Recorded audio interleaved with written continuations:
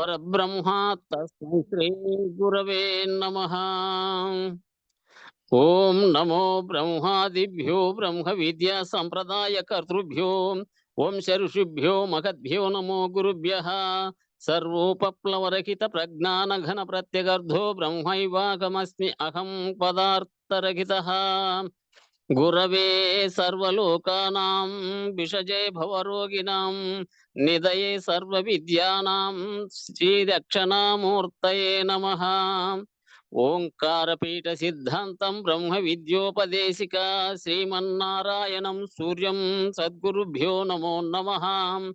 యాజ్ఞవల్క్యం చ జనకం సుఖ సందీపమీశ్వరం కృష్ణమర్జున సంయుక్తం ఉద్ధవం చ నమో నమః. బ్రహ్మానంద యోగీంద్రం రామానంద జ్ఞానేశ్వరః సఖజానంద యోగీశ రామావధూత గురుం భజామి. అంబికా శివ యోగీంద్రం వేమన యోగి సద్గురుం నిరంజన వెంకయార్య తిరువెంగళ గురుం భజే.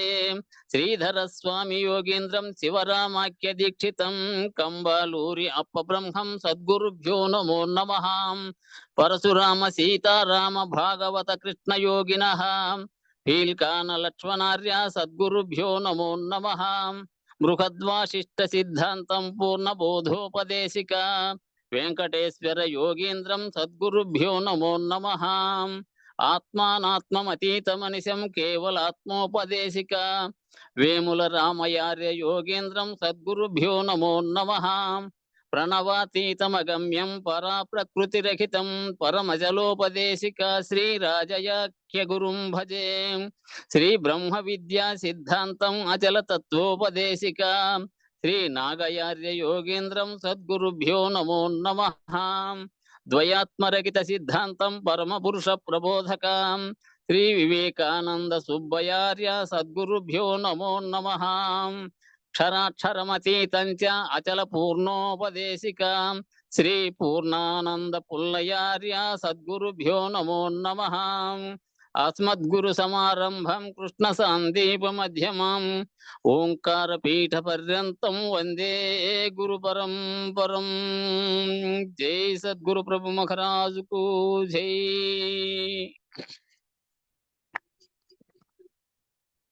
ద్వాదశి షోడశి ద్వయమంత్రముల బోధ విచ్చల విడిగాను అచ్చు తెనుగు భాగవతుల కృష్ణయోగి రచించిన కందార్థములు మరే కందములను చూడక వాటిలో గూఢార్థమెరుగక పరిపూర్ణుల మటంచు పలికి ధరను చెప్పుకుందురు ఎంతో సిగ్గింతయును లేక నవ్వునే మందు దుబ్బగాన్లా నేమి అన్నను ఫలమేమి నెరుగదట్టి వారలేగాని నిజమైన వారుగారు వాసరం వాడపలి ఆగదాస వినుతాం విమల సుగుణ ప్రకాశ శ్రీ వెంకటేశ.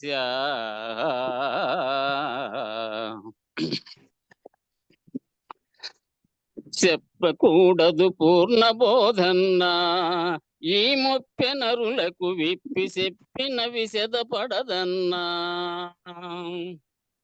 ఒప్పి సద్గురు శిష్యులై భువి మెప్పుగా గురు సేవ చేయక ఎప్పుడును గురు నింద సల్పెడు తప్పు నడతల తంట కలులకు చెప్పకూడదు పూర్ణ బోధన్నా ఈ ముప్పెనరులకు విప్పి చెప్పిన విశదపడదన్నా. పరమఘాతకులకును నేలన్నా నిరతంబు గురుని మరచియుండిన తెలుపరాదన్నా. పరమనీతి ప్రభావంబుగ కరుణ లేఖను చేయు గర్వులు పరమ భక్తుల గేలిసేయడు చెరుపు గోరెడు చెనటులకు నిలా చెప్పకూడదు పూర్ణ బోధన్నా ఈ ముప్పెనరులకు విప్పి చెప్పిన విశదపడదన్నా. మాట సత్యము నడక లేకున్నా మేటైన గురుని సూటి నిలువదు సులకనౌనన్నా. మాటలద్భుత పలుకులును బకుబూటకము తన హృదయ కపటము. మాట వినయములుండు గోముఖ సాటి వ్యాగ్రమచర్య పరులకు చెప్పకూడదు పూర్ణ బోధన్నా. ఈ ముప్పెనరులకు విప్పి చెప్పిన విశదపడదన్నా. అనయమును గురు సేవ లేకున్నా అచలంబు తనకు గనుట కర్థము నిజము నిలదన్నా. తనువు మనసును ధనము గురునకు వినయమున దానివ్వకుండి. ధనమే దైవము తనువు స్వర్గము అనుతు నుండిన లోభులకు నిధి చెప్పకూడదు పూర్ణ బోధన్నా. ఈ ముప్పెనరులకు విప్పి చెప్పిన విశదపడదన్నా. ధరను తాటకి పురమునందున్నా నారాయణాఖ్య గురుని మర్మము నెరుగలేరన్నా. పరమ పావనమైన పూర్ణము నెరిగి ఎరుకను విడిచె కొరకును గురుని వెంటను లేక ఇంటను గురుని గొలచకయున్న నరులకు చెప్పకూడదు పూర్ణ బోధన్నా. ఈ ముప్పెనరులకు విప్పి చెప్పిన విశదపడదన్నా. జై సద్గురు ప్రభు మహారాజుకు జై. గురు పరంపరముకు జై. జై గురు. జై గురుదేవ. జై.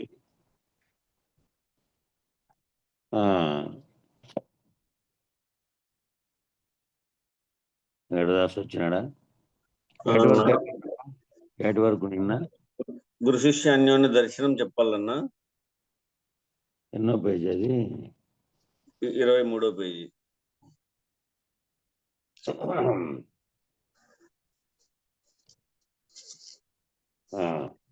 సరే.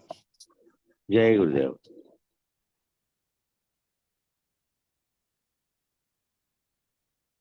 గురు శిష్య అన్యోన్య దర్శనం.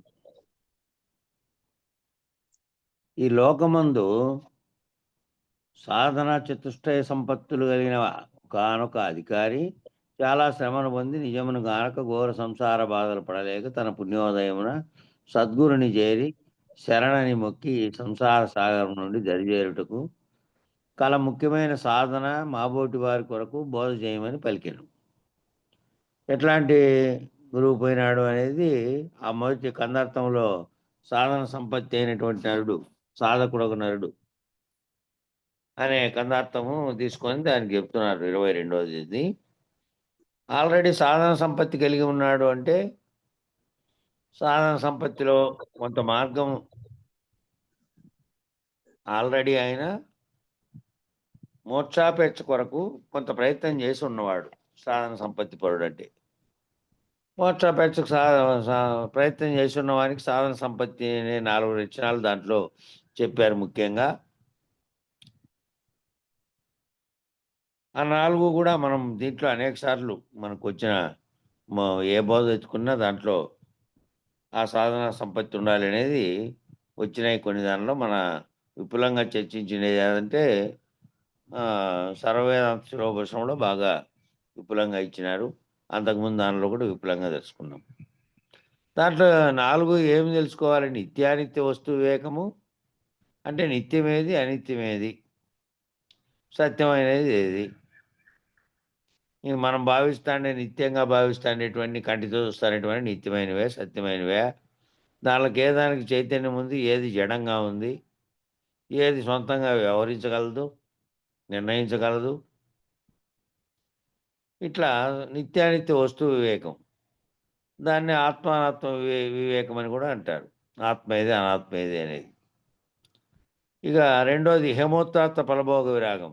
ఇహంలో కానీ దాంతో నువ్వు చేసినటువంటి కర్మల వల్ల వచ్చే ఫలితాలు నాకు రావాలి అనేటువంటి భోగాపేక్ష కానీ లేకుండా ఉండడం. నీకు ఆపేక్ష ఉంది అంటే నువ్వు కోరికలు ఉన్నాయి అని అర్థం. దాని ద్వారా ఇంకా మిగతావన్నీ ఏర్పడతాయి.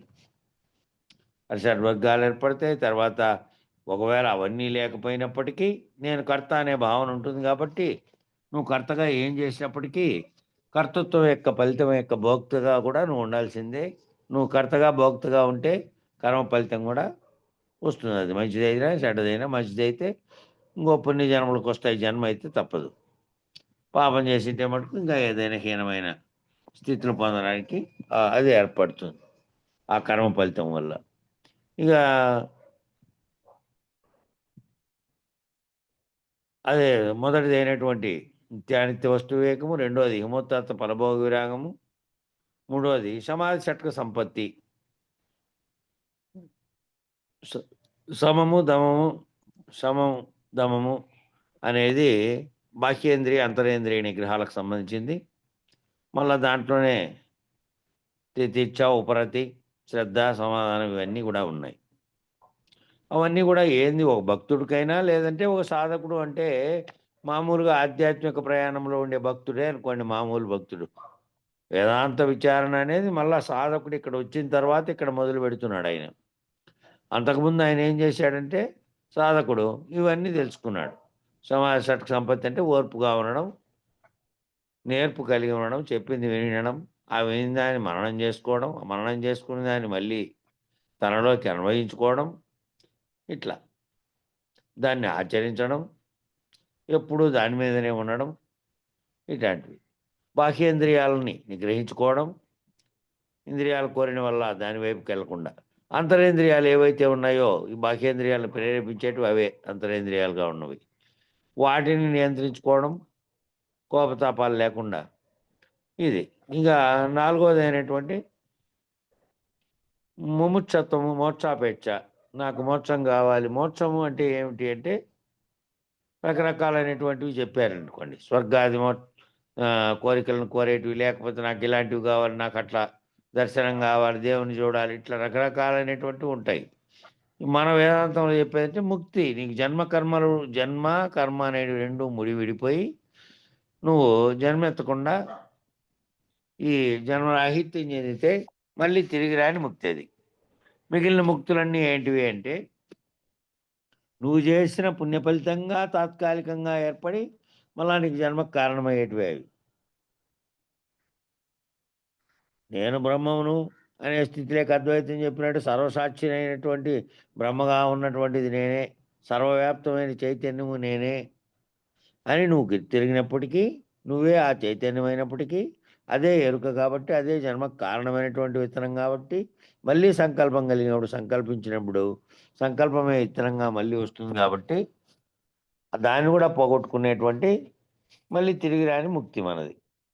కాబట్టి కింద ఈ 4 రకాలైనటువంటివి 4 విధాలు ఇచ్చినారు. ఆ 4 విధాలు తెలిసినటువంటి వాడు ఆల్రెడీ గురువు దగ్గరికి పోతే అప్పుడు ఆ గురువు వీడు సరైనటువంటి అధికారే, వీనికి చెప్పవచ్చు, తెలియజెప్పవచ్చు. ఎందుకంటే అంతకుముందు సాధనా చతుష్టయంలో ఏది నిత్యానిత్యం కనుక్కున్నాడు. ఈ సాధనా చతుష్టయంలో ఉండేటువంటి 4 విధాలుగా వీడు సరిపోతాడు. మోక్షాపేక్ష ఉంది దీనికి. సమాజ షట్క సంపత్తి అంటే బాహ్యేంద్రియ అంతరేంద్రియ నిగ్రహం కలిగి ఉన్నాడు. శరణు వచ్చాడు కాబట్టి, గురువుని శరణు కోరి వచ్చాడు కాబట్టి ఇహం మీద విరాగం చెంది వచ్చాడు కాబట్టి అటువంటి వానికి చెప్పచ్చు అని చెప్పి మళ్ళా 23వ కందపద్యం చెప్తున్నాడు. శిష్య, ఏ సాధన నీకెందుకు వీసానికి పనికిరాదు వినుమాయ్యా అని కందార్థం ఉందే దాని యొక్క అర్థాన్ని ఇక్కడ చెప్తున్నాడు. శిష్య, నీకెందుకు ఏ సాధన ఎందుకు నీకు? నేను పెద్దలచే విన్నటువంటి బోధ, ఏ సాధన లేని బోధ నీకు ఎరిగింతును. నేను పెద్దలచే విన్నటువంటి బోధ, ఏ సాధన లేని బోధ నీకు ఎరిగింతును. పెద్దలచే విన్నావు, అది సాధనలతో అంటే సాధన అంటే ఈ పైన సాధన 4 చెప్పినటువంటి సాధకుడుగా ఉండాల్సిన సాధన ఈ బోధలో కూడా ఉంది. కానీ ఈ సాధన నీ మనసు కుదిరే వరకే. ఇక్కడ చెప్పినటువంటి సాధనా సంపత్తిలో చెప్పినటువంటి సాధన ఏంటంటే నీకు దీని పట్ల గురి కలిగేకి ఉండాల్సిన లక్షణాలు ఏవైతే ఉన్నాయో నీవు కుదురుగా ఉండడానికి, నువ్వు స్థిరంగా ఒక దాన్ని నమ్మి ఒక సిద్ధాంతం పట్ల బద్ధుడుగా ఉండడానికి ఏవైతే చెప్పారో దాని కొరకు చెప్పారు దీంట్లో. ఇక ఇతరత్రా బయట చెప్పే సాధనలు అయితే ఉన్నాయో యోగ సాధనలు కానీ లేకపోతే మంత్ర జప తప యోగాలు కానీ, లేదంటే అనేక సార్లు చుట్టూ తిరగడం, ఏవేవో చేయడం, దాని యొక్క భజనలు చేయడం, ఇట్లాంటివన్నీ ఉన్నాయి. అవన్నీ కూడా దానన్నిటికీ మించినటువంటిది చెప్తాను నేను. ఏ సాధన నీకెందుకు, నేను పెద్దలచే ఏదైతే తెలుసుకున్నానో ఆ ఏ సాధన లేనటువంటి బోధ నీకు చెప్తాను అని అన్నాడు. దీంట్లో ఎందుకంటే ఈ సాధనలతో సాధన కాదు, ముందు జ్ఞానం చేత, ఏ అజ్ఞానం చేత అయితే ఈ జగత్తంతటిని నామరూప దృశ్యాత్మకంగా ఉంటే వాటిని నమ్మి అది నిజం అనుకొని నువ్వు భావించావో, అంతకుముందు ఈ దృశ్య ప్రపంచం ఉత్పత్తి కానప్పుడు ఏదైతే ఉన్నదో ఎప్పటికీ నిజంగానే సర్వవ్యాప్తమై ఉన్నదో, స్వతసిద్ధమై స్వయంభూగా ఉన్నదో దానిని నేను తెలియజేస్తా. కాబట్టి ఈ దీంట్లో దాన్ని తెలియజేయడం దేనివల్ల తెలుసుకోవాలి నువ్వు అంటే, ఏ గుర్తెరిగేస్తున్నటువంటి చైతన్యం ఏదైతే నీలో ఉందో దాంతోనే ఎరిగి ఈ సర్వమును మళ్ళీ ఆ ఎరిగినటువంటి ఎరుకనేటి సర్వమే ఇది. కాబట్టి లేనిది తెలుసుకొని ఉన్నది ఏదో తెలుసుకుంటే లేనిది లేకుండా పోతే అదే ముక్తి. కాబట్టి ఈ సాధనలతో నీకేమీ పని లేదు. నేను పెద్దలచే విన్నటువంటి వాటి చెబుతాను. ఇక మీదట నిన్ను ఏ సంశయము బాధించదు. సంశయం అంటే ఈ ఉన్నటువంటి దానితో తాదాత్మ్యం చెంది కనపడుతున్నదే నిజం అనుకొని ఇన్నాళ్ళు తాదాత్మ్యం చెందావు కాబట్టి ఒకదాని బదులు ఒకటి నువ్వు భ్రమపడినావు. జగత్తులోని వస్తు ప్రపంచాన్ని చూసి ఇతర ప్రపంచాన్ని చూసి. అందుకనే నిజానికి ఎప్పుడూ లేనిదే నువ్వు ఊహించి తాడును పామనుకున్నప్పుడు నిజానికి ఆడ లేదు. మళ్ళా తెలిసిన తర్వాత తాడేనన్నప్పుడు ఆ తాడుగానే అట్లే ఉంది. కానీ ఆ రెండు భ్రమలు ఎవరికి కలిగినాయంటే నీకే కలిగినాయి.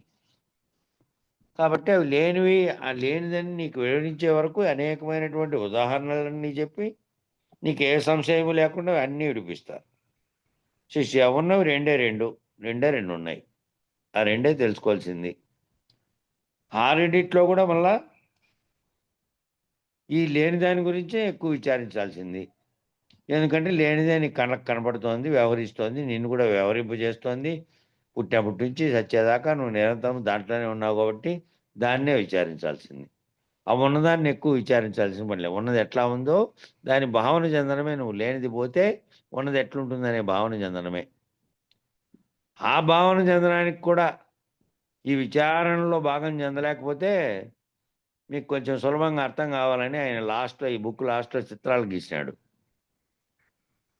లేనిది మొదట ఎట్లుండే, ఉన్నది ఎట్లుండే మొదట, లేనిది ఎట్లొచ్చి కప్పుకుండే, మళ్ళా లేనిది కప్పుకున్న తర్వాత మళ్ళా అనేకం ఎట్లాయా, ఆ కప్పుకున్నది మొత్తం పోయిన తర్వాత మళ్ళా వత్తది ఎట్లాయా అనేది బొమ్మలు గీసి పెట్టాడు లాస్ట్‌లో ఈ గ్రంథానికి. నిజానికి ఆ రోజు వివరించాడు కూడా నాకు. అక్కడ మళ్ళా ఇగో ఇట్లా రూపొందించాను. ఇంకా విస్తృతంగా దీన్ని వీళ్ళకి రహితపరచాలి అంటే, రహితం కావాలి అంటే, మనసులో భావన తొందరగా చెందాలి అంటే అనేక మంది చదురానోళ్ళు కూడా ఉన్నారు కదా! వాళ్ళు మరి వాళ్ళకి సులభంగా ఉండే రీతిగా ఇంకా వాటి తయారు చేస్తున్నాను అని చెప్పాడప్పుడు. మళ్ళా ఇంగా ఎళ్ళలేదు. అప్పుడే నేను ఎళ్ళొచ్చి కూడా దాదాపు సంవత్సరం అయితాంది. ఈసారి మళ్ళా ఓసారి పోయి రావాలి ఆయన దగ్గరికి.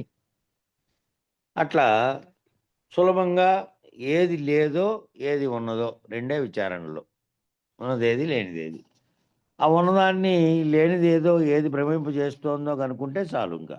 ఉన్నది తెలిసిపోయినట్టు. కాబట్టి నీకెందుకు ఏ సాధన పరిపూర్ణం ఒకటుంది, లేని ఎరుక అనేది ఒకటుంది. పరిపూర్ణము ఎరుకలను ఎరిగితే, ఆ రెండిటిని ఎరిగితే ఎరుక అనేది కలవలే తోచినటువంటిది అయితుంది. ఆ కళను వదిలిస్తే, ఆ కళ లేకుండా పోతే ఇక కలగనేది లేదు. నిద్రపోతే కలగనేది కాదు. ఈ కలగనేది కూడా లేదు. ఈ జగత్తులో నేను పుట్టాను, వచ్చాను, వ్యవహరిస్తున్నాను, ఇవన్నీ చేస్తున్నాను, చూస్తున్నాను. ఈ సర్వము కలలాగే నువ్వు భావిస్తావు. అది తెలిసిన తర్వాత. ఇక 9ది పెట్టాడు. 26 కన్నార్థము. శిష్యా నీవు కోరిన విధంగానే మొదట అచలమును ఎరిగించదా పెద్ద పెరికను విడిపించేదా అనేది ఉంది. ఆ కందార్థాన్ని చెప్తున్నారు. మొదట నీకు అచలం అనేది ఏది అని ఎరిగిస్తా. అంటే మొదట ఏముంది? విశ్వమే విశ్వం పుట్టుకు కారణాలన్నీ ఏమో సాంఖ్యంలో మొదట ఏమీ లేదు, అవ్యక్తంగా ఉన్నది వ్యక్తం కావాలనే కోరిక కలిగి శూన్యంగా ఉన్నటువంటి బయలులో అది వ్యక్తం అయ్యేటప్పటికి ఆ వ్యక్తం కావాలనే కోరికతో వ్యక్తమయ్యేసరికి మొదట ఏంగా వ్యక్తమైంది అంటే శబ్దం ఉత్పత్తి అయ్యి శబ్దం వ్యక్తమైంది. ఆ శబ్ద తన్మాత్రకు దేంట్లో గుణమో అది ఆకాశ గుణమైనటువంటి శబ్ద తన్మాత్ర ఉత్పత్తి అయ్యి శబ్దము అంతకుముందు అవ్యక్తంగా ప్రణవంగా ఉన్నది. ప్రణవంగా ఉన్నప్పుడేమో ప్రణవగానే ఉంది. శబ్దం బయటికి వ్యక్తం కాలే, శబ్దమే అవ్యక్తంగా ఉన్నది. శబ్దం వ్యక్తమైన తర్వాత అకారం ఉకారాలతో కలిసి ఓంకారనాదమై నాదంగా బయటకు వచ్చింది. ఆ నాదం ఎప్పుడైతే కలిగిందో నాదానికి కారణమైనటువంటి ఆకాశం ఆ తన్మాత్ర రూపం ధరించింది. ఆ తన్మాత్రతో కలిసిన తర్వాత శబ్దం అనే గుణం కలిసిన తర్వాత అంతకుముందు వ్యక్తం కాకుండా ఉన్నటువంటిది ఒక వ్యక్తమైనది, శూన్యమైనటువంటిది. అది కూడా శూన్యమే, కానీ శూన్యంలో మొత్తంగా బయలుగా ఉన్నటువంటి దాంట్లో ఒక శూన్యము, ఆవరణ కలిగినటువంటి శూన్యం. ఆవరణ కలిగిన శూన్యం అంటే ఖాళీకుండ. ఖాళీకుండ అంటే కొండ చుట్టూ కొండ అనే గోడ నువ్వు ఏర్పాటు చేసావు, దాని మీద చుట్టూ లోపలంతా ఖాళీగానే ఉంది.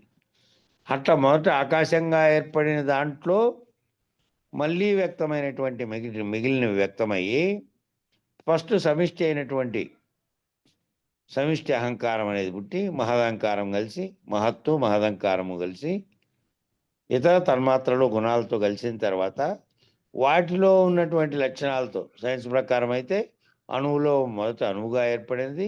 అణువులో విస్ఫోటనం చెందడం వల్ల అణువులో మళ్ళీ గాలి ఏర్పడడం వల్ల దాంట్లోకి అగ్ని ఏర్పడడం వల్ల ఇట్లా ఒకదానికోటి కలిగినటువంటి కణముల యొక్క కలయికే ఈ మొత్తం విశ్వమంతాను అని వాళ్ళు తీర్మానించిండేది. ఇక్కడ వీళ్ళు తీర్మానించిండే సాంఖ్యశాస్త్రం ప్రకారం అట్లా అవి కలవడం ద్వారా వాటి గుణాలు కలవడం ద్వారా అంతకుముందు కేవలం చెప్పుకోవడానికి మాత్రమే గుణరూపంగా ఉన్నటువంటి తన్మాత్రలు వ్యక్తమై కార్యరూపం ధరించిన తర్వాత అది కారణంగాను కార్యరూపం ధరించిన తర్వాత మొత్తం యావత్ జగత్తు ఏర్పడినాయి. ఆకాశము శబ్దగుణంతో, మళ్ళీ వాయువు శబ్దము స్పర్శ అనే 2 గుణాలతో, అగ్ని అనేది శబ్దము స్పర్శ రూపం అనే 3 గుణాలు, మళ్ళా 4వది అయినటువంటి జలము శబ్దము స్పర్శ రూపము రసం అనే 4 గుణాలతో, 5వది అయినటువంటి పృథ్వీ శబ్దము స్పర్శ రసము రూపము గంధం అనేటువంటి 5 లక్షణాలతో ఏర్పడిన తర్వాత వాటిలో ఆహారోత్పత్తి జరిగి వాటి వల్ల జీవులు ఉత్పత్తి అయి ఆ జీవుల్లో అనేకమైనటువంటి 84 లక్షల జీవరాశులు ఏర్పడితే అందులో మానవులు ఒకటి.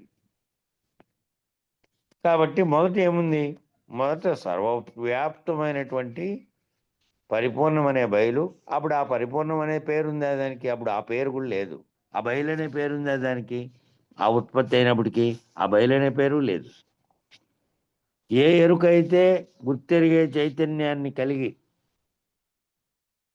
జీవుడు అనే దాంట్లో ప్రవేశించి కలిగిందో, జీవుడు అనే దానికంటే తర్వాత ముందు సమిష్టిలో ఉన్నటువంటి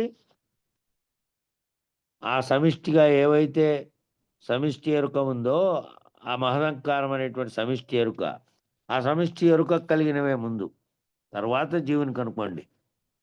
సర్వవ్యాప్తమైన దాంట్లో ఈ సర్వము అంతా వచ్చింది. అందుకనే ముందు ఎరుకను ఎరిగిస్తా, అచల లక్షణాలన్నీ ఎరిగిస్తా. ముందు ఆ ఎరుక ఏ విధమైనటువంటి అచలం ఏ విధమైనటువంటి లక్షణాలతో ఉంది, దానికి లక్షణాలు లేవు కాబట్టి సర్వలక్షణం విలక్షణం అయింది. ఇవన్నీ ఈ లక్షణాలు ఏవీ లేకపోతే ఉన్నది అదే అనేది కాబట్టి ముందు దాన్ని ఎరిగిస్తా. పిదప ఎరుక లక్షణములు ఎరుకోత్పత్తి విశదంగా ఎరిగిస్తా. పిదప ఆ తర్వాత నీకు ఎరుకను గురించి ఆ ఎరుకోత్పత్తి లక్షణాల గురించి విశదంగా చెప్తా. ఆ పైన ఎరుకను విడిచే విధం, ఆ పైన ఎరుక ఎట్లా విడిచాలంగా, దాన్ని విడిచాలంటే ఎట్లా? అది మూలం లేకుండానే గుర్తెరుగుతోంది, వచ్చింది. గుర్తెరిగేది శరీరం ఉన్నంత వరకు గుర్తెరిగేది పోదు. కాబట్టి గుర్తెరిగేది పోతే తప్ప శరీరం ఉన్నప్పటికీ గుర్తెరిగేదే సర్వమును చేయిస్తున్నటువంటి సర్వకర్మలకు కారణమైనటువంటి ప్రేరణ కలిగిస్తోంది. కాబట్టి దాన్ని తొలగించుకుంటే ఆ ప్రేరణ ఎప్పుడైతే లేదో ఏ కార్యానికి నువ్వు కర్తృత్వాన్ని వహించవు. కాబట్టి దాన్ని మళ్ళా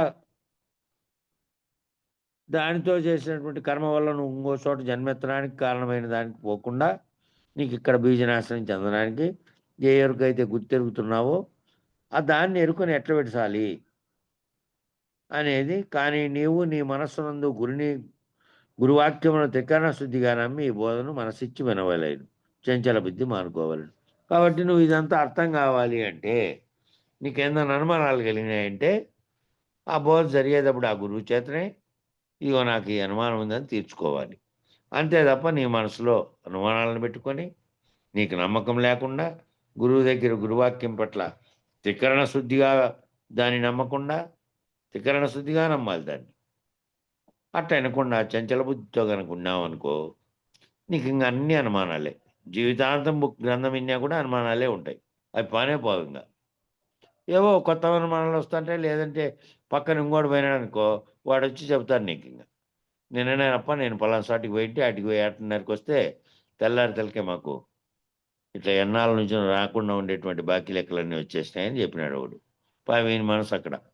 కాబట్టి ఏ చంచల బుద్ధి పక్కన వాళ్ళని చూసి ఇంకొకరిని చూసి లేదంటే ఇతర గ్రంథాల్లో ఇతర వ్యాపకంగా చెప్పి నిన్ను ముంచేయాలని చూస్తున్న దానిలన్నిటి పక్కకు నువ్వు పోవద్దు. ఈ గురిని నమ్మి ఈ విషయాన్ని నమ్మాలనుకుంటే ఈ విషయం తెలియాలంటే దీన్ని త్రికరణ శుద్ధిగా వీటికి వచ్చిన తర్వాత దీన్నే నమ్ము. మళ్ళీ రకరకాలైనటువంటి స్థితుల్లోకి పోవద్దు. అవన్నీ కూడా ఎరుక చేష్టలే. అవన్నీ చెప్పేటివి, నమ్మేటివి, ఊహించేటివి, మోసగించేటివి, మాయలో పడేసేటివన్నీ కూడా ఎరకవే. కాబట్టి త్రికరణ శుద్ధిగా ముందు ఈ గురువుని నమ్మి ఉంటే నీకు అవన్నీ వదిలించేదాకా ఆ గురువు నీకు ప్రయత్నం చేస్తాడు. ఇంకా 30వ కంద పద్యం ముఖ్యమైనటువంటి కందార్థాలను మాత్రమే తీసుకొని ఈయన ఇచ్చుకుంటూ పోయినాడు. తానేననక అంతటా నిండి ఉన్నదే బయలు. నేను నువ్వు అని ఎప్పుడు కూడా బయలనదు. నేను నువ్వు అనేదే కాక తాను ఒకటి ఉన్నానని తనలో సర్వవ్యాప్తమైనటువంటి ఈ ఎరుకగా ఉన్నటువంటి ప్రపంచంగా బ్రహ్మాండంగా ఏర్పడినటువంటిది అంతా కూడా తనలోనే ఉంది. బ్రహ్మాండానికి అతీతంగా పైన కింద అంతటా ఉన్నటువంటి పరిపూర్ణంగా ఉన్నటువంటి బయలుగా ఉన్నటువంటి తనలో ఈ అనేకంగా వచ్చినటువంటి జగత్తు ఉన్నదని కానీ అది నిరంతరం పరిభ్రమిస్తోందని కానీ చలనాన్ని కలిగి ఉందని కానీ అందులో అనేకమైనటువంటి కోట్లాది జీవులు నిరంతరము పుడుతున్నాయి చస్తున్నాయని కానీ ఏ పరిణామ వికారములను అది గుర్తించదు. కాబట్టి నీవు అనదు, నేను అనదు. తాను నేను అంటున్నది ఎవరు? నేను నువ్వే అంటున్నాం. అంతేగాని అది అనలే. తానేనక అంతటా ఉన్నది బయలు. శిష్యుడు అడుగుతున్నాడు, మరి తాను నేను నేను అనుచున్నాను కదా నేనెవరను అని. మరి నేనెవరు? నేనంటానే. మరి నేనంటానా నువ్వు అంటున్నా? తాను నేననే పదాలు నేనంటున్నా నేనెవరను అని. నీవు లేనెరుకవు. నువ్వు లేకనే మూలం లేకనే వచ్చినటువంటి గుర్తెరిగే చైతన్యంగా ఉండి నువ్వు గుర్తిస్తున్నావు కాబట్టి నీ కళ్ళ ముందు కనబడుతున్నది కాబట్టి దాన్ని విచారణ చేసి నువ్వు తొలగించుకోలేదు కాబట్టి ఇంకా బిగినింగ్లో గురువు దగ్గరికి వచ్చిన శిష్యుని కాబట్టి నీకేమిగా తోస్తోంది అంటే నేనుగా తోస్తోంది.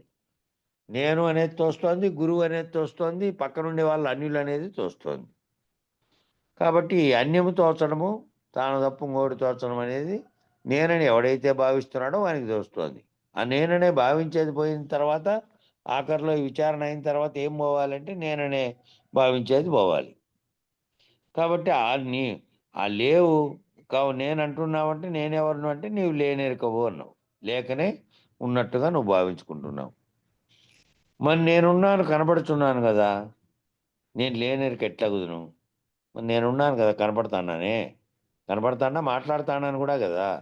మీరు చెప్పేదానికి మళ్ళీ ప్రశ్నలు కూడా వేస్తాడా నేనే అంటున్నాడు. నేను కనపడుతున్నాను కదా, నేను లేనెరుక ఎట్లాగుదును అని అడిగాడు.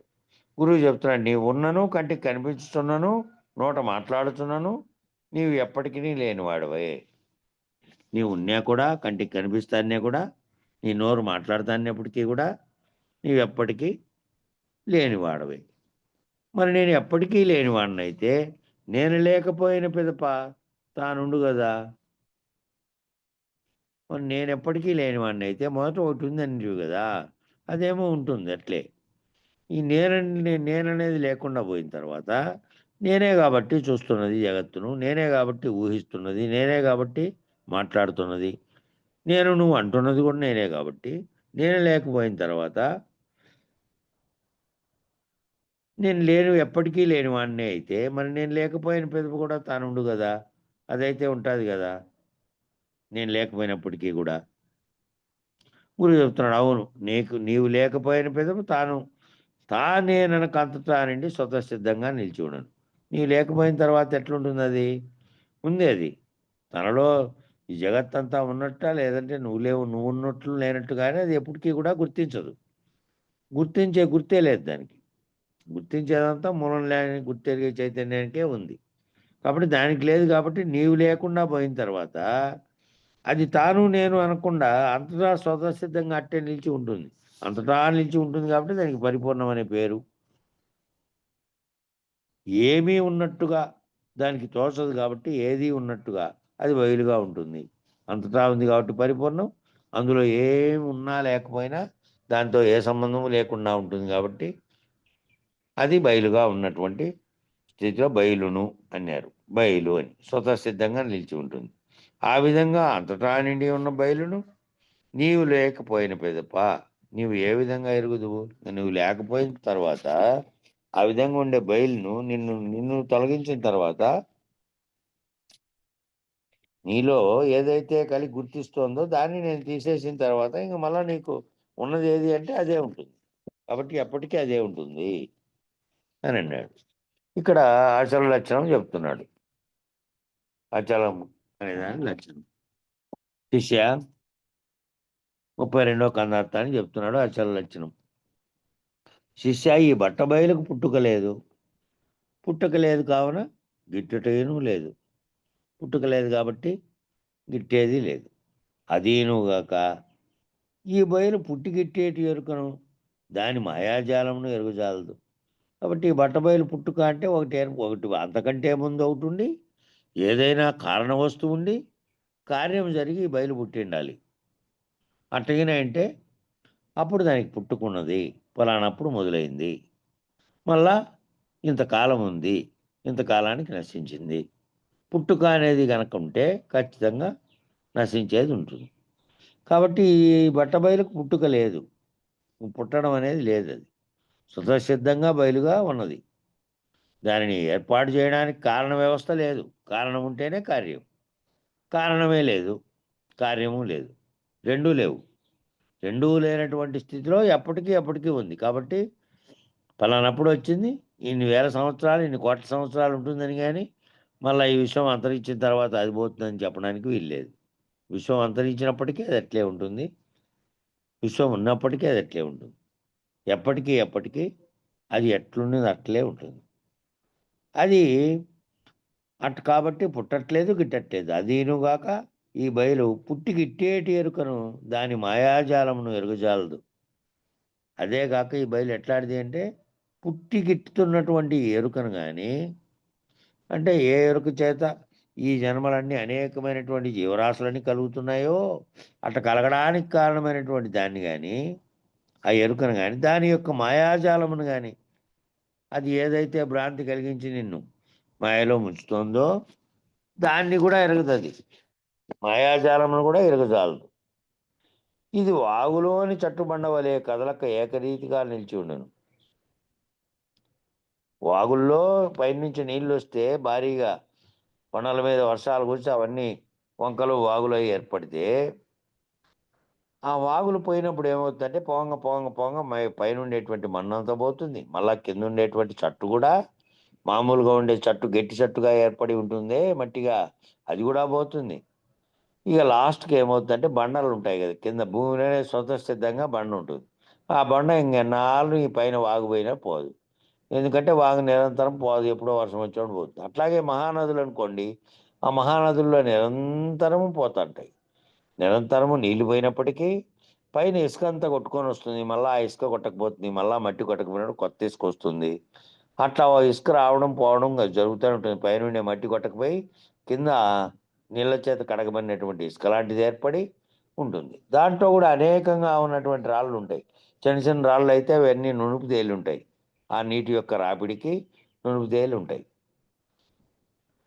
అట్లా ఏవైతే వాగులో ఉన్నటువంటివి ఏకరీతిగా నిలిచి ఉండునో ఆ చట్టు వలె కింద భూమిలో ఉండేటివి, ఆ పైన దొర్లేటివి ఏవైతే దొర్లే గుండ్లు లాంటివి ఉన్నాయో అవేమో నీళ్ళల్లో ప్రవాహానికి ఎక్కడో మహారాష్ట్రలో కొండల్లో పుడితే మన దగ్గరికి వచ్చి కృష్ణానది భూమిలో కలుస్తుంది. మీనాక్షి నాయుడు ఫోన్ చేశాడు.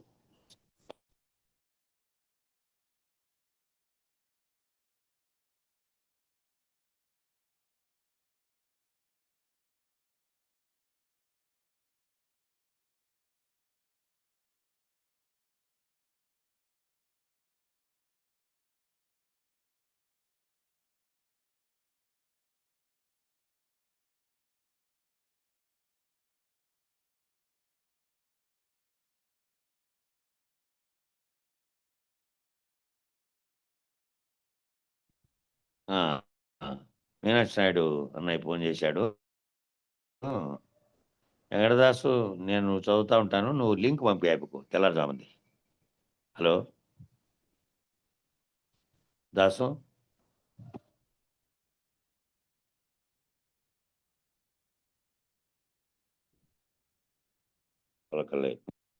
సరేనా? ఆ సరే లింక్ సరే మీనాక్షి నాయుడుకి రాలేదంట, లింక్ పంపి ఎట్లా, నేను బుక్ చదువుతాను. నువ్వు పంపి సరే లింక్లో పెట్టు. మార్నింగ్ లింక్, ఈవినింగ్ లింక్ రెండు పంపి.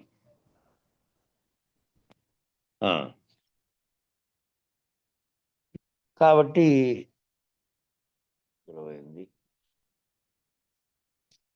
వాగులోని చట్టుబండ వలె బండగా ఉన్నటువంటిది ఏకరీతిగా ఇంక అట్లే ఉంటుంది, అట్లే నిలిచి ఉంటుంది. ఈ బండ కొన్ని చోట్ల పైనే ఉంటుంది భూమిలో, కొన్ని చోట్ల ఎంతో లోతుకుపోతే కానీ అది దొరికేది కష్టం. అట్లా ప్రవాహంలో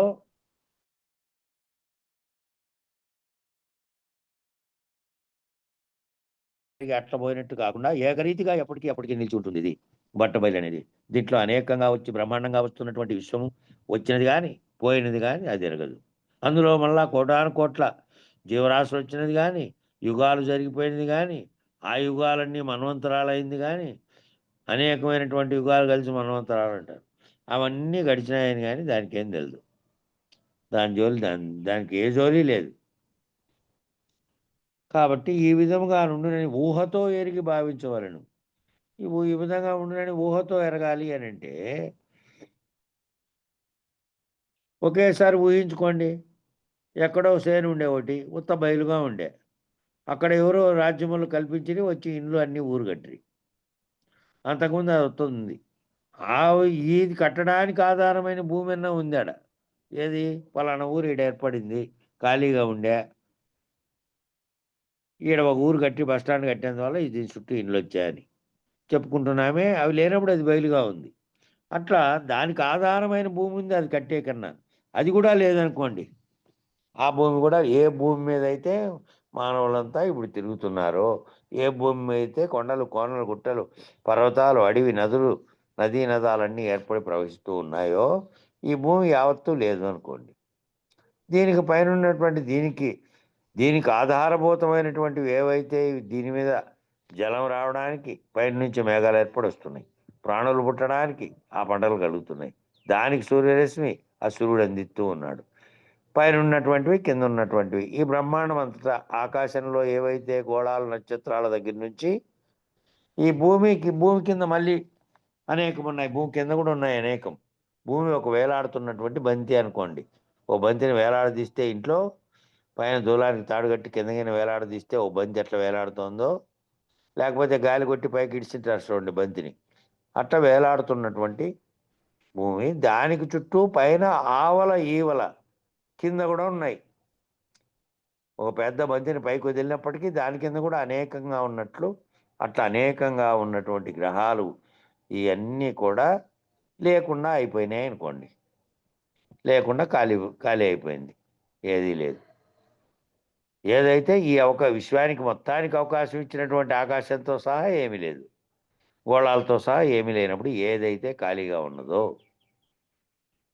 ఆ ఖాళీగా ఉన్నదని నువ్వు గుర్తించడానికి కూడా వీలు లేనటువంటి స్థితి. అది ఖాళీగా ఉంది. కాబట్టి నువ్వు భావన చెందితే అది అప్పటికీ ఏ విధంగా ఉంది, ఈ జగత్తు లేకుండా, జగత్తుతో తాదాత్మ్యం చెందకుండా, జగత్తును తనలోకి రానియకుండా ఏ విధంగా ఉందో, తనలోనే ఏర్పడినప్పటికీ తాను స్పందించకుండా, తాను దాంతో దాన్ని గుర్తించేది కానీ, దాన్ని చూసేది కానీ ఏమీ లేదు. ఆ విధంగా అది ఎట్లుందో ఆ విధంగా ఉండునని ఊహతో ఎరిగి భావించవలెను. ఈ బయలును ఎరుకలేక సేవించవలెను. ఈ బయలును ఎరుకలేక సేవించవాలంటే ఈ బయలు అనే దాన్ని భావనలో చెందిన తర్వాత బయలు తప్ప ఇంకేమీ లేదు. ఈ ఏమీగా ఉన్నటువంటి ఏదోగా ఉన్నటువంటి ఏమోగా ఉన్నటువంటి ఎరుకనేదే మూలం లేకుండా వచ్చి ఈ సర్వం చేస్తోంది కాబట్టి దాన్ని లేకుండా సేవించవలెను. సేవించుట అంటే ఎరుగుటే అనే పదానికి అక్కడ కుదిరే కోసం ఛందోబద్ధమైన పదం కోసం ఎరుకలేక సేవించవలెను అన్నారు. గురువుని సేవించేటప్పుడు 4 రకాల శుశ్రూషలు అన్నారు. మళ్ళా మనము దాంట్లో చదివినాం. ఏమిట్లో? గురుపాదుకాస్తవం మనం చదివితే దాంట్లో మన విద్యాసాగర్ రావు గారు వివరించారు. ప్రారంభ స్థితిలో భౌతికంగా చూస్తున్నావు కాబట్టి గురుపాదం పట్టావు కాబట్టి గురువు పాదాలు కడగడం, ఆయనకు శుభ్రం చేయడం, ఆయనకు చేసేటువంటి సపర్యలు, ఇవన్నీ ప్రారంభ స్థితిలో 3 రకాలైనటువంటి అవన్నీ 4 రకాలు చేసింటే చతుర్వేద శుశ్రూషల్లో అవన్నీ చేసావు. 4వది అయినటువంటిది స్థితిలో నువ్వు మళ్ళీ ఆఖరుగా ఏ స్థితిలో చేయాలంటే ఎరుక లేకుండా సేవించవలను. అంటే కేవలం భావనలో నిరంతరం గురువాక్యం ఉండి, ఆ గురువాక్యం తప్ప ఇతరం లేకుండా, ఆ గురువు అనేటువంటి నా సాధారణ రూపంగా కనపడుతున్నది కూడా తనకంటే వేరుగా లేకుండా తానే అదే అయినటువంటి స్థితిలో ఉంటూ భావన చెందాలి. ఈ మిగతా శుశ్రూషలన్నీ ప్రారంభ స్థితిలో నుంచి భౌతికంగా చేసేటివన్నీ నువ్వు నీకు ఆ రూపంతో మొదట పోయినప్పుడు ఇవన్నీ నీకు ఎరిగిండే ఎరుక నీకు ఇంకా ఉంది కాబట్టి ఎరిగిండే ఎరుకను వదిలిన తర్వాత ఏ విధంగా సేవిస్తావు అంటే ఆ ఎరుకను నిలుపుకోకుండా బయలు స్వరూపాన్ని నీలో భావన చెందడమే ఇంకా సేవించడం. ఆ ఎరుకను వదిలి ఉన్నటే బట్టబయలును సేవించుట అని ఎరగవలను. బట్టబయలు ఇట్టిదని ఊహతో ఎరిగి భావించుట ఎరుక లేక సేవించు. బట్టబయలు ఇట్టిదని ఎరిగిన తర్వాత, బట్టబయలు ఇలా ఉందని తెలిసిన తర్వాత ఈ ఎరుక మూలం లేకుండానే వచ్చి సర్వజగత్తును సృష్టించింది. ఇది కళలో వచ్చి నువ్వు ఏ విధంగా కళ తేలిపోతానే పోయినాయో, ఈ కళ నేననే దాని చేత ప్రవేశించి నేను అనుకుంటూ ఈ చుట్టూ ఉన్నదాన్ని చూస్తూ కలగంటూ ఉంది. ఈ కళను గురుమేల్క చేత మేల్కుంటే ఈ జాగ్రత్తలో వస్తున్నటువంటి కళను నీవు లేవు, నీకు జరుగుతున్నటువంటి పరిణామ వికారములన్నీ లేవు, అన్నీ పోయినాయనుకో గురుమేల్క చేత నువ్వని భావించేదే లేదు. కాబట్టి ఎరుక లేక సేవించుట అంటే ఆ ఎరుక నేననేదే లేదు, బట్టబయలు ఇట్టిది కాబట్టి ఇట్టిదని నీ ఊహతో ఎరిగి అది తప్ప మరేమీ లేదు. ఈ మరేమోగా కనపడుతున్నటువంటిదంతా మూలం లేకనే వచ్చింది. వచ్చి ఒకదానికోటి కల్పించుకున్నటువంటి దీంట్లో ఉంది. కాబట్టి అది లేకుండా పోతే ఎరుక లేకుండా సేవించడం బయలునెరిగి అని ఈ 2 విధములను విషయములను ఎరుగుట. చెప్పినటువంటి 2 విషయాలను ఎరుగుట. ఒకటి బట్టబయలు ఇట్టిదని ఊహతో ఎరుగుట, బట్టబయలు తప్ప ఇంకేమీ లేదని ఎరుగుట. రెండోది ఎరుక లేకనే వచ్చి మూలం లేకనే వచ్చి ఇవన్నీ తోచేటట్టుగా మాయతో కూడి చేస్తోంది, భ్రాంతులు కల్పిస్తోంది. కాబట్టి ఇది లేనిదని ఎరుగుట. ఇది లేకుండా పోతే నువ్వు లేవు కాబట్టి నువ్వు లేని స్థితిలో గురువాక్యం తప్ప మరేమీ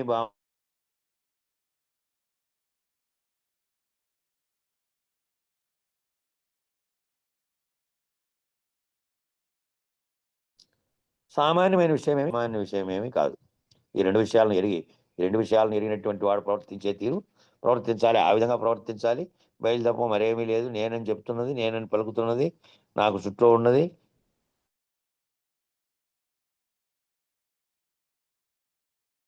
కల వంటిదేనని ఎరిగి ఉండాలి. అంటే శరీరం ఉన్నంతసేపు కంఠమండల గుర్తిరిగేది కనపడుతూనే ఉంటుంది కదా, చుట్టూ కరుగుతున్నటువంటి తాదాత్మ్యం జంతువునే ఉంటాయి కదా. తన్మాత్రలు ఏవైతే ఉన్నాయో ఆ తన్మాత్రలతో కలిగేటువంటి భావన నీలో కలుగుతానే ఉంటుంది కదా. గాలి స్పర్శ కలిగించింది, ఇంకోటి ఇంకో రకమైన ఆహ్లాదం కలిగించింది, ఆహారం ఇంకో రకమైనటువంటి రుచిని కలిగించింది, రకరకాలైనటువంటివన్నీ కలిగిస్తూ ఉన్నాయి, దాంతో నువ్వు ఉన్నావు. అయినప్పటికీ వాటితో తాదాత్మ్యం చెంది అది నిజమని, అది సత్యమని, దానితో నువ్వు ఆపేక్ష కలిగి ఉండకపోవడం, నిరపేక్షకంగా ఉండడం. శరీరం ఉంది కాబట్టి భోంచేయాలి కదా, మరి అన్నం తినాలి, శరీరం తింటోంది. నేనని ఏదైతే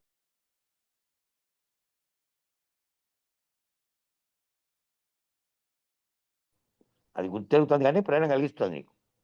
కాబట్టి ఆ విచారణ ఆ విధమైనటువంటి ఈ విధంగా గురువాక్యం చేత తాను గుర్తెరిగి ఇంత తెలుసుకున్నప్పటికీ అట్ట ప్రవర్తించడము, అట్ట వ్యవహరించడం అంటే సామాన్యమైన విషయం ఏమీ కాదు.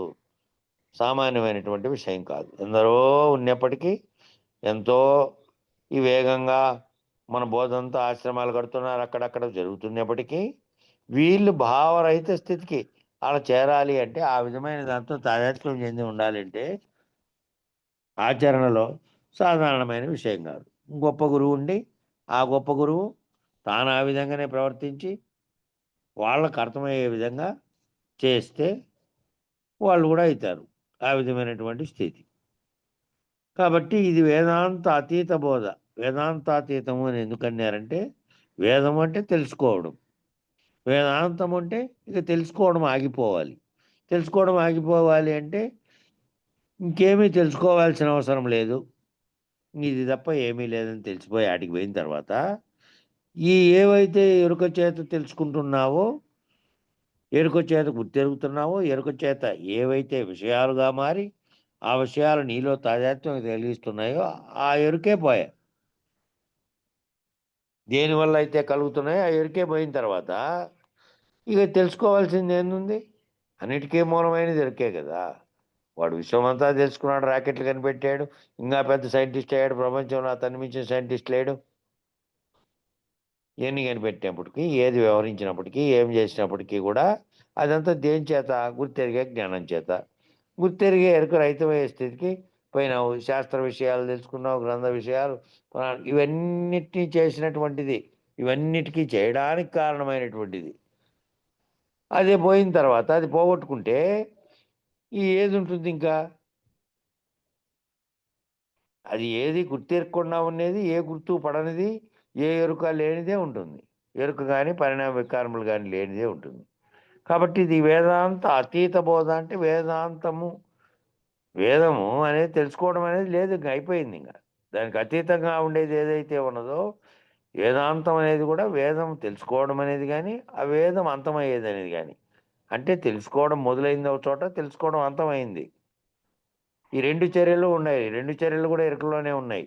వేదాంతం అనేది, వేదం తెలుసుకోవడం అంతమయ్యేది, తెలుసుకోవడం మొదలైండేది, రెండు కూడా ఎరుకలోనే ఉన్నాయి. వేదాంత అతీత బోధ అంటే తెలుసుకోవడం మొదలు కాలేదు, తెలుసుకోవడం అంతా అయిపోయిన తర్వాత ఏదైతే లేనిదో దాన్ని తెలుసుకున్న తర్వాత తెలుసుకున్నది కూడా లేకుండా ఎప్పుడైతుందో అప్పుడు వేదాంత అతీత బోధ. అప్పుడు తెలుసుకోవడము తెలుసుకోకపోవడం అనేది లేదు, తెలుసుకోవడం జరిగి తెలుసుకున్నదే లేదని అయిపోయినటువంటి స్థితి. కాబట్టి కావున ఒట్టి మాటల చేతను, ఇతర గురువుల చేతను ఈ బోధ పట్టుబడదు.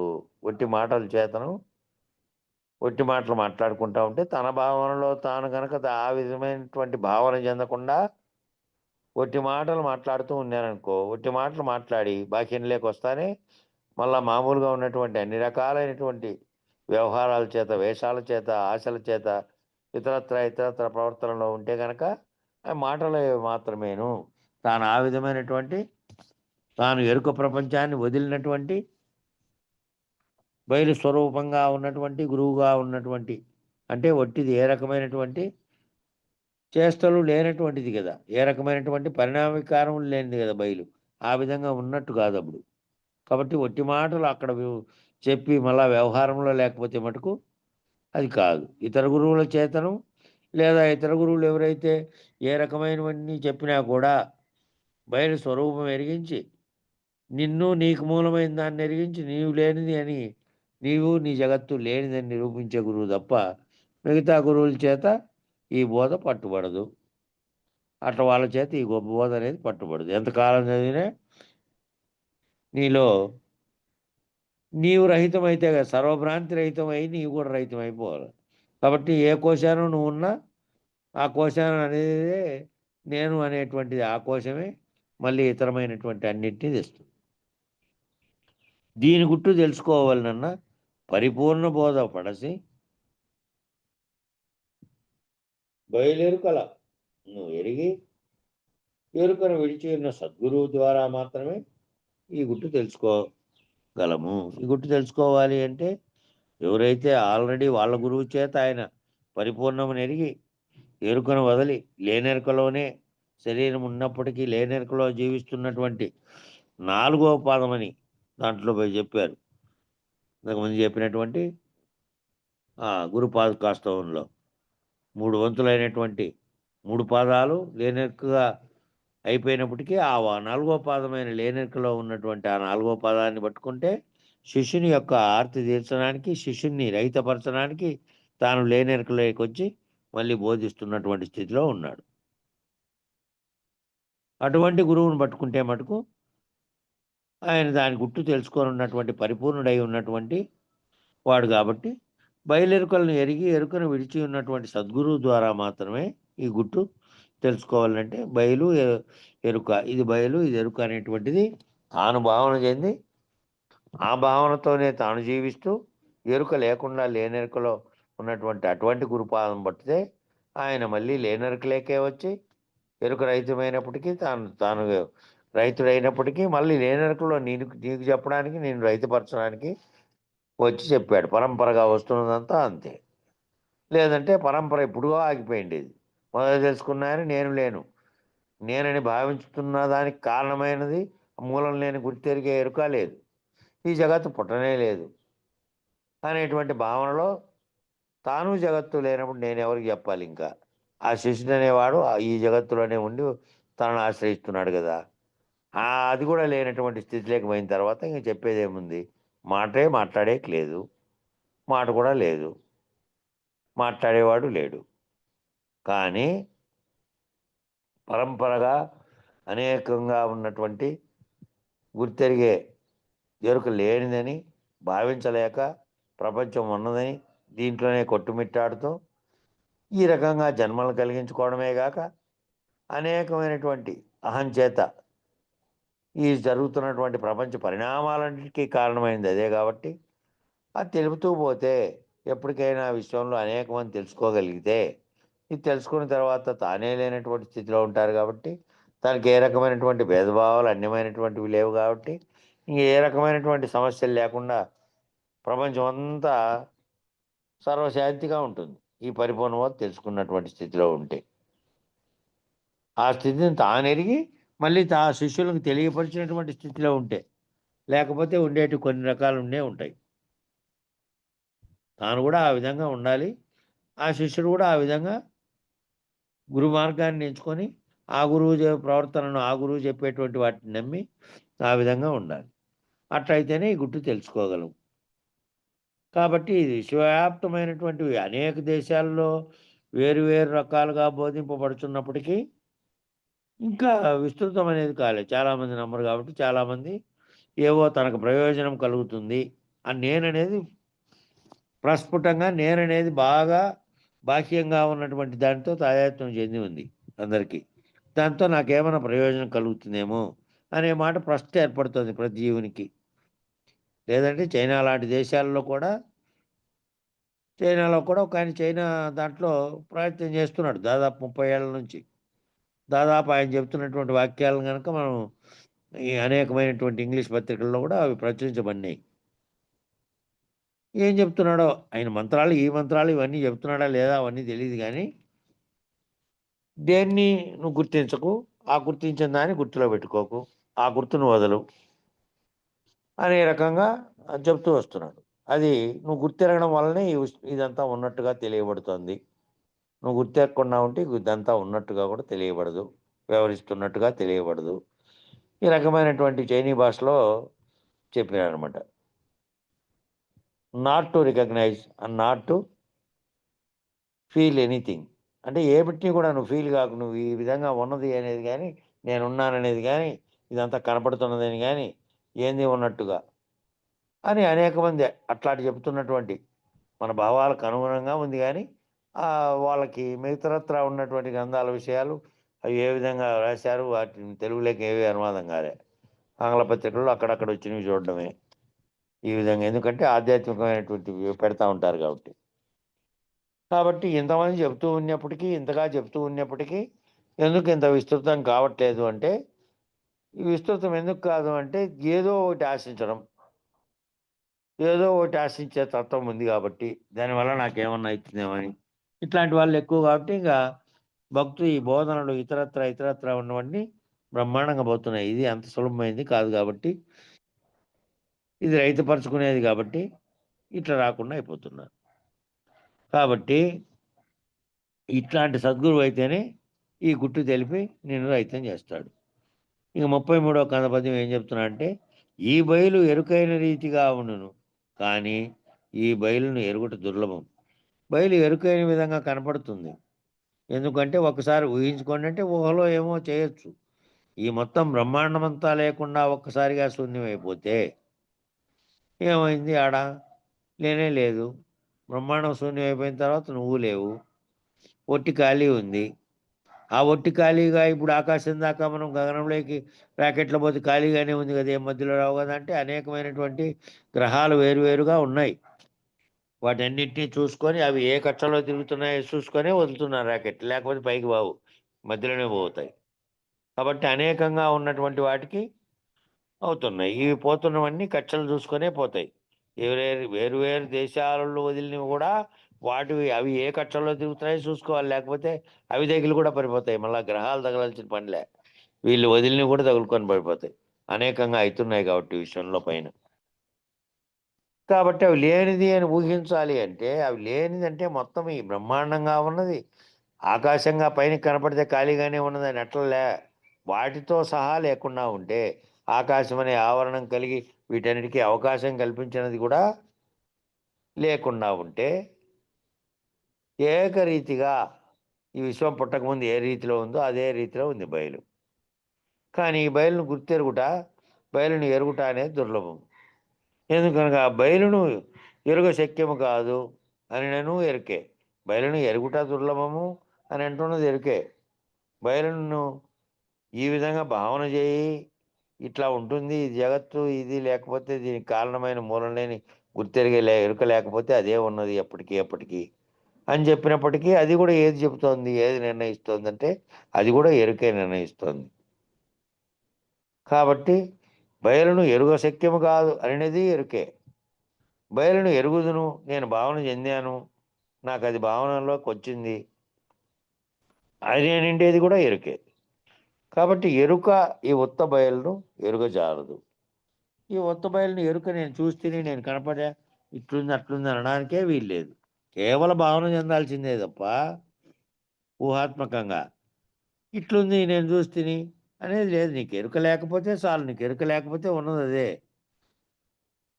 అది ఇట్లున్నది అట్లున్నది అని చెప్పడానికి కూడా నీ ఎరుక లేకపోతే అయిపోయా. అది ఉన్నదో లేదో కూడా నీకు అవసరం లేదు. ఇంకా ఇది పోతే అది స్వతः సిద్ధమయ్యే ఉన్నది, ఉన్నదో లేదో అనేటువంటి సందేహాస్పదమైనది కూడా లేదు. ఆ బయలు బయలుగానే ఉన్నది, ఉన్నదో లేదో అని సందేహం పుట్టింది కానీ, ఉన్నదని చెప్పింది కానీ, లేదని చెప్పింది కానీ, మూడు కూడా ఇది నీకే మూలం లేని గుర్తెరిగే ఎరుకైనాయి, అంతే తప్ప దానికి కాదు. కాబట్టి ఎప్పటికీ ఏమన్నా కూడా, నువ్వు ఏమి చెప్పినా కూడా, నేను ఎరుగుదనన్నా, నేను ఎరగనన్నా, ఎరుగుదనో లేదో అనన్నా, ఉన్నదో లేదో అనన్నా, ఉన్నదన్నా లేనిదన్నా కూడా అన్నీ ఎరుకే. కాబట్టి అన్నీ ఎరుకే చేస్తుంది. కాబట్టి ఈ ఎరుక ఉత్తబట్ట బయలుని ఎరుగజాలదు, అది ఎరుగజాలదు. బయలుంది ఎరుక లేదు అంటే బయలులో ఎరుక లేదు. బయలులో ఎరుక లేకుండా బయలులో ఎరుకకు సంబంధించినవి అన్నీ వ్యాప్తమై సర్వవ్యాప్తమై అంతటా తానున్నప్పటికీ, నీలో నాలో వస్తువుల్లో కనపడుతున్నటువంటి విశ్వవ్యాప్తమైనటువంటి దాంట్లో అన్నిట్లోనూ ములుగు చదలేక అది ఉన్నప్పటికీ, అది ఉన్నది లేనిది అని భావన చెందేది నువ్వే తప్ప, అది ఉన్నది లేనిది నేనున్నాను, నాలో ఇవన్నీ ఉన్నాయి, నాకు లోపల కానీ వెలుపల కానీ ఉన్నాయని కానీ అది ఎప్పటికీ కూడా భావన చెందదు. కాబట్టి ఆ బయలును ఎరుగజాలదు అంటే, చీకటి ఎన్నాళ్ళు ప్రయత్నించినప్పటికీ, ఎన్ని కోట్ల సంవత్సరాలు ప్రయత్నించినప్పటికీ ఆ చీకటి అనేది ఎప్పుడు కూడా సూర్యుని ఎలుగుజాలదు. ఆ చీకటి అనేది సూర్యునిలోకి ప్రవేశించడం జాలదు. సూర్యునిలో చీకటే ఉండడానికి అవకాశమే లేదు. ఆ వెలుగులో ఎట్లుంటుంది చీకటి? వెలుగు యొక్క కిరణాలు ఇంకా రాకముందే వెళ్ళిపోవాల్సిందే చీకటి. కాబట్టి ఎన్నాళ్ళు పోయినప్పటికీ భావనతో ఎరగాల్సిందే తప్ప, అది పోయి దాన్ని చూడడం గాని, దాంట్లో ఉండడం గాని ఉండదు. ఆ వెలుగులో ఏ విధంగా ఇది ఉండదో, చీకటి ఉండదో, ఆ విధంగా బయలులో ఎప్పటికీ ఎరుక అనేది బయలులో లేదు. ఆ లేనిది అనేది నీకు భావనకు తెలిగితే, అది మాత్రమే ఉన్నది, ఇది లేనిది అనేది తెలుస్తుంది. అంతే తప్ప బయలందు ఎరుక లేదు. దాన్ని నువ్వు ఎరుగుదామిట్లా దాన్ని చూసి తీరాలంటే అది చూసేకి కనపడేది కాదు. దానికి ఏ లక్షణము లేదు. కేవలం భావన చెందాల్సినటువంటి స్థితి మాత్రమే అది. కాబట్టి వీటికి సరిపోయింది.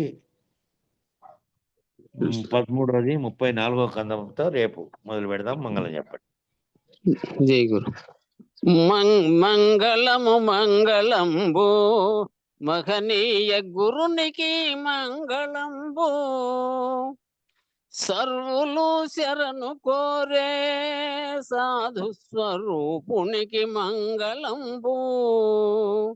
మంగళం గురుదేవాయ మహనీయ గుణాత్మనే, సర్వలోక శరణ్యాయ సాధు రూపాయ మంగళం. జై సద్గురు ప్రభు మహారాజుకు జై. శ్రీ పూర్ణానంద పుల్లయార్య సద్గురు ప్రభు మహారాజుకు జై. శ్రీ వివేకానంద బండారు సుబ్బయార్య సద్గురు ప్రభు మహారాజుకు జై. గురు పరంపరముకు జై. గురు భక్త మండలికి జై. జై గురు.